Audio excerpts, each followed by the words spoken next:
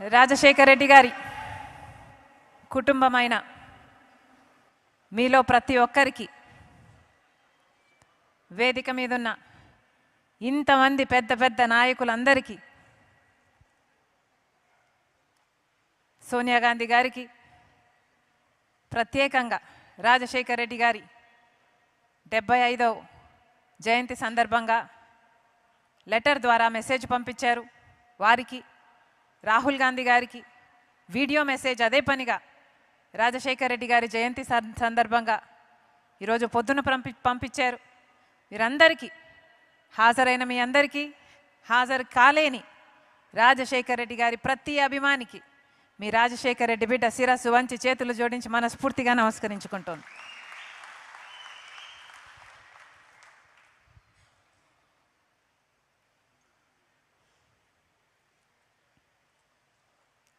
Doctor YS Rajasekhara Reddy,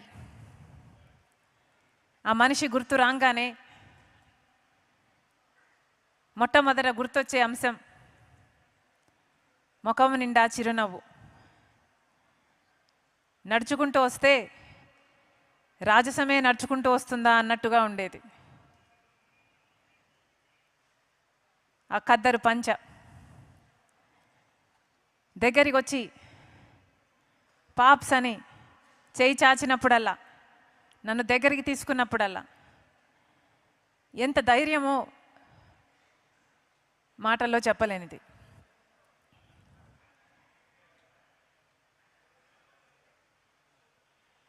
Rajasekhara Reddy గారు చనిపోకముందు ఆ కొద్ది రోజులు ఆయనతో గడిపిన జ్ఞాపకాలు మీతో పంచుకోవాలని ఉంది. ఆ కొద్ది రోజులు ఆల్మోస్ట్ నాన్నని నేను కలిసిన ఆఖరిసారి కావచ్చు. ఆ రోజు కలిశాను, మరుసటి రోజు నేను బెంగళూరుకు వెళ్ళిపోవడం జరిగింది. ఆ రోజు రాత్రి నేను కలిసినప్పుడు నాన్న మాట, పాప్స్ దేవుడు ఎంత చేశాడు కదా, మన జీవితాల్లో దేవుడు ఎంత చేశాడు, ఏమీ కానీ నన్ను ఇంత దూరం తీసుకొచ్చాడు, ఇంత సాధింపచేశాడు, ఈరోజు ఇంత చెయ్యగలిగాము అంటే, ఇంతమంది జీవితాలలో వెలుగు నింపగలిగాము అంటే దేవుడు నిజంగా ఎంత గొప్పవాడు, ఎక్కడో ఉన్నవాడిని తీసుకొచ్చి ఇంత ఎత్తున నిలిపాడు, ఇంత అవకాశాన్ని ఇచ్చాడు అని దేవునికి ఎంతో గ్రేట్ఫుల్గా ఉన్నాడు. ఉంటూ ఇంకో మాట కూడా అన్నాడు, పాప్స్ నా జీవితము జలయజ్ఞాని కోసమే దేవుడు పుట్టించాడేమో, జలయజ్ఞం నేను చేయగలిగితే నా జీవితం, నా పర్పస్ నేను ఫుల్ఫిల్ చేసిన వాడిని అవుతాను. ఇవన్నీ, మిగతాటివన్నీ, ఆరోగ్యశ్రీ అయినా, ఫీజు రీయింబర్స్మెంట్ అయినా, ఇందిరమ్మ ఇల్లు అయినా, 108 ఇవన్నీ బోనస్, కానీ జలయజ్ఞం మాత్రం నా హృదయానికి చాలా దగ్గర అన్నాడు. ఆ విషయం నాకే కాదు, క్యాప్టెన్ మామ కూడా, కేవీపీ రామచంద్రరావు గారికి కూడా బాగా తెలిసిన విషయం. ఎందుకంటే ఎలక్షన్లో కౌంటింగ్ జరుగుతున్న సమయంలో నాన్న చాలా టెన్షన్ పడ్డ అంశం ఏది అంటే, ఎందుకు అంటే, ఒకవేళ మనం మళ్ళీ అధికారంలోకి రాకలేకపోతే జలయజ్ఞం ఏమవుతుంది, అన్ని ప్రాజెక్టులు ఆగిపోతాయి, ఈ ప్రాజెక్టులలో పెట్టిన డబ్బంతా వృధా అయిపోతుంది, వచ్చే నాయకులు పట్టించుకోరు, జలయజ్ఞం పూర్తి కాదు, 1 కోటి ఎకరాలకు నీళ్ళు ఇవ్వలేమని చాలా టెన్షన్ పడ్డాడు. అంత టెన్షన్ బహుశా తన జీవితంలో ఎప్పుడూ దేనికి పడుండడు.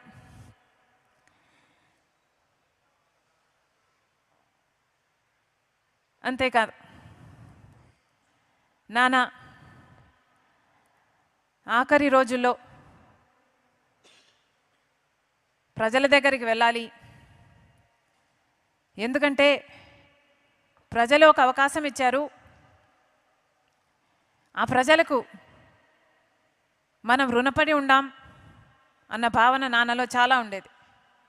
ఒకసారి ఆలోచన చేయండి, ఏ ముఖ్యమంత్రి కూడా ఎలక్షన్లు అయిపోయాక గెలిచిన తర్వాత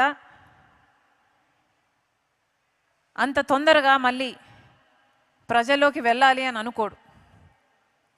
కానీ రాజశేఖర రెడ్డి గారు మాత్రం సాచురేషన్ పద్ధతిలో ప్రతి పథకము ప్రజలకు అందాలి, ఇంకా ఇల్లు లేని వారు ఉన్నారేమో, ఇంకా ఆరోగ్యశ్రీ అందని వారు ఉన్నారేమో, ఇంకా ఫీజు రీయింబర్స్మెంట్ అందని వారు ఉన్నారేమో, ఎవరికి ఏ అవసరం ఉన్నా ఆ అవసరం తీర్చాలి అని రచ్చబండ కార్యక్రమం ప్లాన్ చేశాడు రాజశేఖర రెడ్డి గారు. అసలు ఏం అవసరం ఉంది? నాకు ఒక్కొక్కసారి అనుకుంటే అసలు ఏం అవసరం ఉంది? ముఖ్యమంత్రిగా 5 సంవత్సరాలు పనిచేశాడు. ఆ పనితీరును బట్టి ప్రజలు ఆయనను ఆశీర్వదించారు. ఆయన గెలిచాడు. గెలిచాక మళ్ళీ ప్రజలు అని ఉరుక్కుంటూ వెళ్ళాల్సిన అవసరం ఏముంది? అలా వెళ్ళి కదా రాజశేఖర రెడ్డి గారు చనిపోయారు. కానీ ఆ తపన ఉండేది. చాలామందికి ఒకసారి అధికారం వచ్చిన తర్వాత అధికారం అనుభవిస్తారు. అధికారం అనుభవించే క్రమంలో ఆ భోగాలలో ప్రజలకు దూరం అవుతారు. మొదట్లో రామకృష్ణ అన్న చెప్పినట్టు అధికారం లేనప్పుడు పాదయాత్రలు చేస్తారు, పోరాటాలు చేస్తారు. కానీ అధికారం వచ్చిన తర్వాత అవన్నీ మర్చిపోతారు.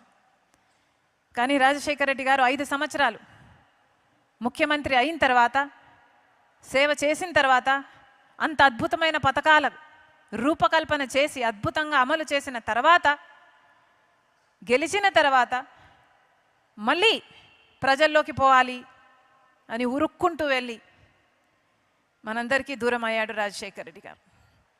ఎంతమంది ఉంటారు అలాంటి నాయకులు? వెతికినా కనిపించరు, భూతద్దం పెట్టి వెతికినా కనిపించరు అలాంటి నాయకులు. ఇదే రాజశేఖర రెడ్డి గారితో, నాన్నతో నేను ఒకప్పుడు అన్న మాట, పా నువ్వు అనుకున్నంత మెజారిటీ రాలేదు కదా రెండోసారి గెలిచినప్పుడు, కారణం ఏమిటి? నువ్వు నీ ప్రజలను ఎంతగానో ప్రేమించావు, నిత్యం తప్పించావు, ఎన్నో పథకాలకు రూపకల్పన చేశావు. ఆ పథకాల గురించి మళ్ళీ ఇంటికి వచ్చి ప్రతిరోజు ఇది ఇది ఇది ఇది అని, ఇది ఇలా చేస్తున్నాం, ఇది ఇలా చేస్తున్నాం, ఈ పథకం ఇంతమందికి అందుతుంది, ఇంతమందికి లబ్ధి చేరుతుంది అని ఈ 5 సంవత్సరాలు అంత ఎగ్జైట్మెంట్తో ఇన్ని పథకాలు చేశావు, ఇంత ప్రేమించావు. కానీ ఏమైంది? నువ్వు ప్రేమించినంతగా నీ ప్రజలు నిన్ను మళ్ళీ ప్రేమించినట్టు లేరు కదా అని అన్నాను. మెజారిటీ తక్కువ వచ్చింది కాబట్టి. దానికైనా ఏమీ అనలేదు, నవ్వాడు, చిరునవ్వు, పర్వాలేదులే పాప్స్ అన్నాడు. కానీ ఆ రోజు అర్థం కాలేదు నాకు ప్రజలు ఆయనను ఎంత ప్రేమించారు అని.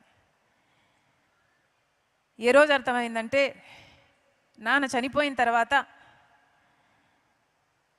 రాజశేఖర రెడ్డి గారు చనిపోయారు అని వార్త విని ఆ నిజం భరించలేక, ఆ నిజాన్ని జీర్ణించుకోలేక ఎంతోమంది 700 మందికి పైగా ఆయన వెనకాలే చనిపోయారు. ఆ రోజు అర్థమైంది నాన్న తన ప్రజల్ని ఎంతగా ప్రేమించాడు, ప్రజలు కూడా తనని అంతగా ప్రేమించాడు అని. లేకపోతే నాన్న నన్ను ఎంతగానో ప్రేమించాడు, నేను నాన్నని ఎంతగానో ప్రేమించాను, అయినా నేనే బతికే ఉన్నా, మేము ఎలా బతుకున్నాం, అమ్మ నేను ఎలా బతుకున్నాం, కానీ ఇంతమంది చనిపోయారు, ఎంత గొప్ప ప్రేమ వాళ్ళది అని ఆ రోజు అర్థమైంది. ఇలాంటివి. అంతేకాదు రాజశేఖర రెడ్డి గారు రాజకీయంగా చూసుకుంటే ఆఖరి రోజుల్లో కాంగ్రెస్ పార్టీ అధికారంలో ఉండాలి, కాంగ్రెస్ పార్టీ అయితేనే ఈ దేశానికి మంచిది అని పూర్తిగా విశ్వసించి పనిచేసినవాడు. కాంగ్రెస్ పార్టీలో ఉన్న నిబంధత అయితే ఏమి, కాంగ్రెస్ పార్టీలో అయితే ఉన్న వర్కింగ్ సిస్టమ్ అయితేనేమి, ఆ వర్కింగ్ సిస్టంలో వచ్చే హ్యూమిలిటీ అయితే ఏమి, ఆ హంబుల్నెస్ అయితేనేమి, ఇవన్నీ కాంగ్రెస్ పార్టీతోనే సాధ్యం. కాంగ్రెస్ పార్టీ అయితేనే ఇందిరమ్మ దగ్గర నుంచి, రాజీవ్ గాంధీ దగ్గర నుంచి ఎన్నో అద్భుతమైన పేదల కోసం, సంక్షేమం కోసం, అభివృద్ధి కోసం ఆలోచన చేసి దేశాన్ని పైకి తేగలదు అని పూర్తిగా విశ్వసించిన వ్యక్తి రాజశేఖర రెడ్డి గారు.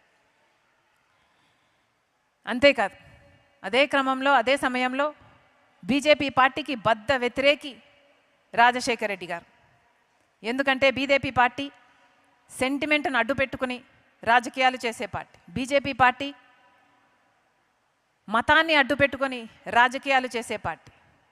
ఒక హిజాబ్ అయినా, ఒక పుల్వామా అయినా, గోద్రా అయినా, మణిపూర్ అయినా, రామ్ మందిర్ అయినా, ఏదైనా ఇదే బీజేపీకి తెలిసిన రాజకీయం. అందుకే బీజేపీ పార్టీకి బద్ధ వ్యతిరేకి రాజశేఖర రెడ్డి గారు. ఈరోజు మళ్ళీ చెప్తున్నాం, రాజశేఖర రెడ్డి గారి వారసులు అని చెప్పుకుంటున్న వాళ్ళు, వారి ఆశయాలను నిలబెడుతున్నామని చెప్పుకుంటున్న వాళ్ళందరికీ అలాంటి బీజేపీ పార్టీతో మీరు తెర వెనుకల పొత్తులు పెట్టుకున్నారు. మీరు ఎలా అవుతారు? రాజశేఖర రెడ్డి గారి ఆశయాలను నిలబెట్టిన వాళ్ళు ఒకసారి ఆలోచన చేసుకోవాలి. ఆఖరి రోజుల్లో రాజశేఖర రెడ్డి గారు చాలా చాలా కోరికగా రాహుల్ గాంధీ గారిని ప్రధానమంత్రిని చేయాలి అని కూడా చాలా కోరుకున్నారు.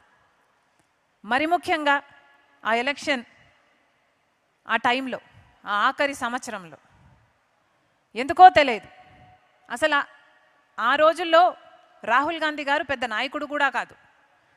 అప్పుడు రాహుల్ గాంధీ గారికి వయసు 35 సంవత్సరాలు. పెద్ద నాయకుడు కాదు, పెద్ద నాయకత్వ లక్షణాలు లేవు. ఆ రోజులో పెద్ద నాయకుడు కావాలి అన్న తపన ఆయనలో కూడా లేదు. అయినా కూడా రాజశేఖర రెడ్డి గారు గుర్తించారు, ఈ మనిషి ప్రధానమంత్రి అయితే మన దేశానికి మంచిది అని ఆ రోజు గుర్తించాడు రాజశేఖర రెడ్డి గారు. ఎంత ముందు చూపు ఉండాలి ఆ మనిషికి. రాజశేఖర రెడ్డి గారికి రాజీవ్ గాంధీ గారికి చాలా దగ్గరి సంబంధం. రాజీవ్ గాంధీ గారంటే రాజశేఖర రెడ్డి గారికి చాలా ప్రీతి. ద పర్ఫెక్ట్ జెంటిల్మెన్ అనేవారు రాజీవ్ గాంధీ గారి గురించి. అలాంటి అంత జెంటిల్మెన్ కొడుకు కూడా తండ్రిలాగే ఉంటాడు, తండ్రిలాగే చేస్తాడు అని గమనించాడు. కాబట్టే రాజశేఖర రెడ్డి గారు మిగతా ఏ నాయకులు కూడా ఇక మాట్లాడకముందే, ఈ ప్రపోజల్ పెట్టకముందే రాహుల్ గాంధీ గారు ప్రధానమంత్రి కావాలి అని ఆ రోజు 15 సంవత్సరాల కింద చెప్పిన మాట రాజశేఖర రెడ్డి గారు. కానీ ఈరోజు చూస్తున్నాం మనం రాహుల్ గాంధీ గారు ఎంత గొప్ప నాయకుడు అయ్యాడు అని. నిజంగానే ఎంత మంచి మనసుంది, తన తండ్రిలాగానే ఎంత గొప్ప వ్యక్తిత్వం ఉంది అని ఈరోజు రాహుల్ గాంధీ గారిని చూస్తే అర్థమవుతుంది. ప్రేమను పంచాలని, సోదరభావాన్ని పెంచాలని రాహుల్ గాంధీ గారు పాదయాత్ర చేశారు. 7,000కు పైగా కిలోమీటర్లు పాదయాత్ర చేశారు. ఎంత గొప్ప విషయం. అంత దేశాన్నే ఏలబోయే ఒక ప్రధానమంత్రి ఈరోజు పొద్దున పంపించిన మెసేజ్లో రాజశేఖర రెడ్డి గారి గురించి, రాజశేఖర రెడ్డి గారి పాదయాత్రే నా పాదయాత్రకు స్ఫూర్తి అని అనటం, రాజశేఖర రెడ్డి గారు నా మెంటర్ అని అనటం ఎంత గొప్ప విషయం. నిజంగానే మనస్ఫూర్తిగా ఈరోజు రాజశేఖర రెడ్డి గారి బిడ్డ విశ్వసిస్తుంది, ఆ రోజు నాన్న చెప్పిన మాట నిజం, నాన్న కోరిక నిజం. రాహుల్ గాంధీ గారిని ప్రధానమంత్రిని చేసుకునే బాధ్యత మన అందరి మీద ఉంది. ఎందుకంటే అది రాజశేఖర రెడ్డి గారి ఆఖరి కోరిక కాబట్టి. ఈ ఆఖరి కోరికను తీర్చాలా, ఈ బాధ్యత మన అందరి మీద ఉంది. మరొక్కసారి ఇంతమంది రాజశేఖర రెడ్డి గారిని స్మరించుకోవడం కోసం, ఆయనకు నివాళులు అర్పించడం కోసం ఇంతమందిగా వచ్చారు. పేరు పేరు వంతున ప్రతి ఒక్కరికి, డయస్ మీద ఉన్న ప్రతి ఒక్కరికి రాజశేఖర రెడ్డి బిడ్డ శిరస్సు వంచి చేతులు జోడించి మనస్ఫూర్తిగా కృతజ్ఞతలు చెప్పుకుంటాం. Thank you.